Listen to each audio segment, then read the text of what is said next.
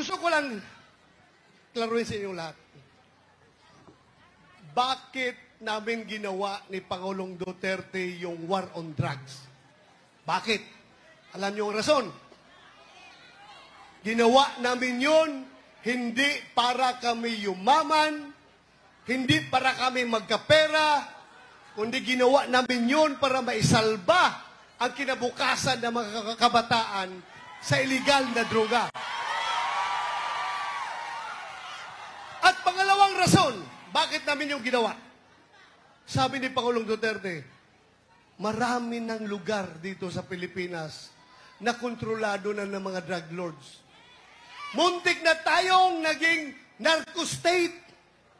Sila na ang nagdedesisyon kung sino ang pwede maging gobernador, maging congressman, maging mayor sa kanilang lugar.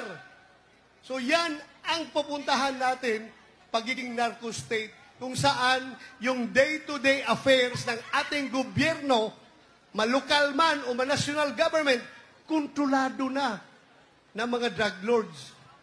Kasi napakarami nilang pera. Sobra-sobra ang pera nila. Kaya sabi ni President Duterte, Bato, iisang bisis lang ako maging presidente. At ikaw rin, isang bisis ka lang rin maging chief PNP. We will never pass this way again. Sabi niya. Kaya, sabi niya, hindi ko pinangarap maging presidente.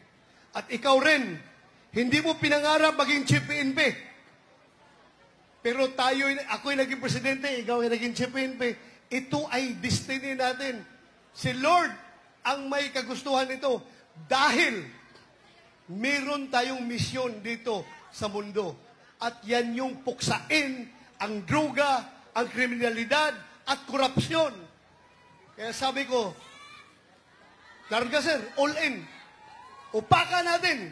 Yes sir, upakan natin yung problema sa droga. Ang droga, hindi dapat bibihin yan. Walang dissenting approach pagdating sa problema ng droga. Anong kailangan? Kamay na bakal! Tingnan mo. Anong ginagawa nila ngayon dito? Ginagawa nilang hero ang mga drug lord. Lumaki ng ulo ng mga drug lord ngayon. Sila na ngayon, tumatakbo pang mayor. Anong mangyari sa ating bansa ngayon? At anong ginawa? Yung mga batino na pulis, pinagsaset in contempt, pinagkukulong. Ano na mangyari sa bansa natin pag ganun?